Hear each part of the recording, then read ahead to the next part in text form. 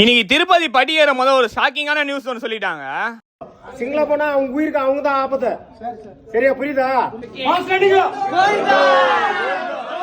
திருப்பதி படிக்கட்டுல புலி நடமாட்டம் அதிகமா இருக்குன்னு சொல்லிட்டாங்க.